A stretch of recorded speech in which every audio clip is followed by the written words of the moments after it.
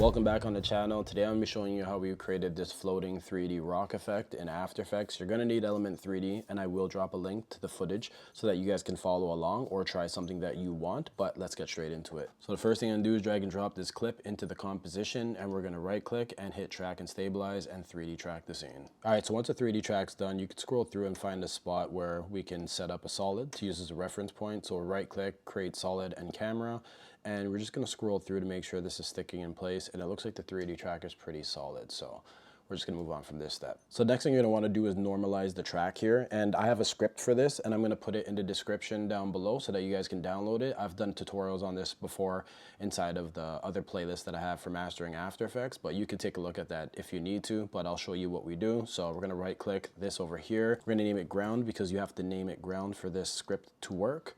Then we're going to go over to help, and you're just going to type in normal, and then that should show you the script over here, or you can go to your script, but I just go to help instead, just a little quicker. We're going to click that, and then you're going to want to highlight the ground and the 3D camera track, and then from there you're going to click this button here, which normalizes your track, and now the track is normalized in the scene. Now you could disable this, but when we bring the Element 3D clip in, this is going to be the origin point where it brings all of the 3D assets in. So this just makes your life a lot easier rather than guessing based on what After Effects thinks the center point is. So next thing we're going to do is right click, and we're going to create a solid. The color really doesn't matter. We're going to name this element, and then go to your effects, and we're going to add Element 3D to it. Now for the rocks to reflect your actual environment, something like an HDRI, what you can do when you're in After Effects is go to where it says custom layers over here. We're going to click this, we're going to go to custom texture maps, then we're going to go to layer 1, we're going to click it, and we're going to choose comp number 1, and that's going to use this environment that we're working with here to reflect it on the rocks, and that's going to help it blend a lot more into the footage. Once you're done that, you can go to scene setup and click it. So once you get inside of here, I want you to go to where it says environment first up here, then we're going to click this drop down menu, and then we're going to click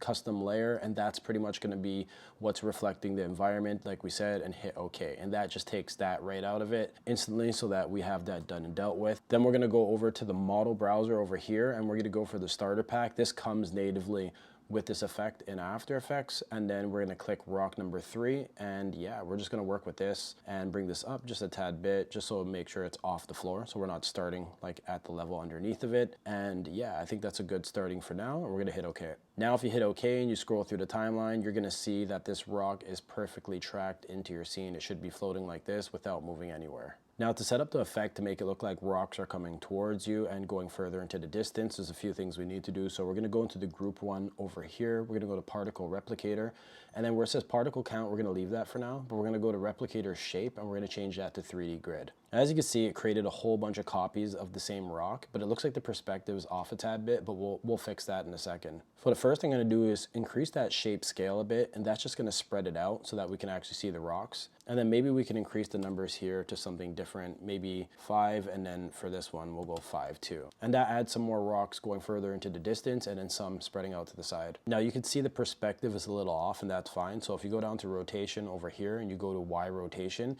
we could just play with this until it's facing the camera where we want it to be. And that's something like how it should look if we were moving around. That would be like straight towards you. You can see it's tilted off a bit in the Z position. So what you can do is go over here on the rotation, and we're just going to click this until we get something that we think looks pretty good. And I think that's pretty accurate for what we're trying to do right now. And you also notice that these are all bunched up, and if we push the scale too much, it's going to go right into the screen. So what we can do is go to the position Z over here, and I can move this down a tad bit.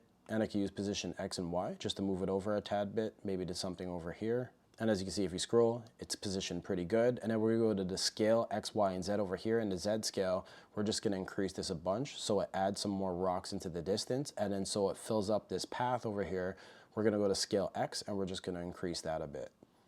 And now as you can see, we have this shaped out this way. The problem we're having is all these rocks look like they're pretty much the exact same size, and that really doesn't look good. So if we go to particle look over here, we go to particle size, we're going to go to particle size random, and we're just going to increase this a whole bunch.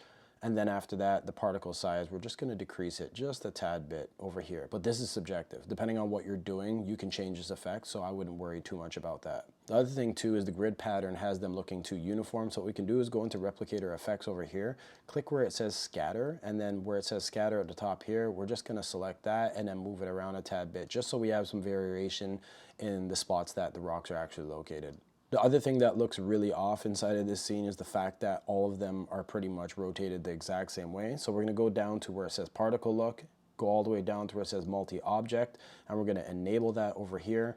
And what we're going to do is where it says rotation random over here, we're just going to increase this a bit so that we can get some variation inside of all the rocks in the scene, because we don't want them to all look like they're in the same position. Now, realistically in a scene, what's really breaking this is the fact that we don't have any shadows being casted, and you can see this is a sunny day coming from the right-hand side because the shadows are on the tree, and on the ground you can see where it's creating shadows over here. So we need a light that's coming from this side over here so that we can replicate that properly. But to make the shadows, we need a shadow catcher, and I'm going to show you how we can do that. So we're going to close group 1 for now, and then we're going to go to scene setup. Now when you get in this window, we're going to go to create, and we're going to select this plane over here and go down to where it says transform, and we're just going to scale this all the way up. Just scale it as much as you can because we want to make sure that it's stretching out into the distance. And then grab this model by clicking it, holding it, and drag it outside of this folder. And when you see that line at the top, let go of it and then change that 1 to 2, and that's going to put it in a separate group from those rocks. And a simple way to make this a shadow catcher is to go to your presets over here, go down to physical, and then scroll down until you find matte shadow and double click it. Now it looks like it disappears, but that's actually what's creating the shadow that we're going to be seeing on the floor, and it makes the solid invisible, but only for the shadows that are going to be casted. Then click OK and go back to our main comp. So as you can see, there's no shadow inside the scene yet, and that's because we haven't added a light. So we're going to right click over here, go to new, and we're going to hit light. I went with the spotlight setting. I think it's pretty good for what we're doing, and you can adjust these settings depending on your scene, but make sure that you have cast shadows selected, and then we're gonna hit OK. And you can see the shadows on the rocks now, but you're not really seeing them on the floor, and that's because of the position of the light. So what we can do is go over to your views over here, and we're gonna select 2 views, and then I'm just gonna move this forward a tad bit. We're gonna pick this up quite a bit too, maybe something around here. Then we're going to rotate this light so it's shining from the top, and then just play around with the light until you find something that works for what you're doing inside this scene. So I'm going to pull it up a bit higher, and then I'm going to go back to one view. And if you go inside of Element 3D over here and you go down to your render settings and you go to where it says shadows and you enable it, now you can see your shadows are being casted on the floor around. And like I said, you want to play around with these settings until you find something that really works for what you're trying to do. And depending on your scene and how dark it is or whatever, you can turn up the blur radius, for instance, to make it so that it's not as obvious. And that's looking pretty good for where we are right now. Now we're going to leave the shadows and we're going to go to ambient occlusion. We're going to enable it over here, and we're going to turn up the intensity till it's creating a shadow around where the floor is over here, because when we keyframe these rocks coming out, it should show a shadow casting on the floor as they're rising up. So you can play with this a lot more depending on your scene, but I usually play with the intensity, and you can go from this mode or ray trace. Ray trace can be a lot more accurate in certain instances, but like I said, it just depends on what you're going for. So we'll go with ray trace for now, and we'll leave this on over here. Now there's a couple of ways that you can blend in these rocks, for instance, but the way that I typically do it is using levels or curves, but you can go into physical environment over here and you can play with the exposure or the gamma too.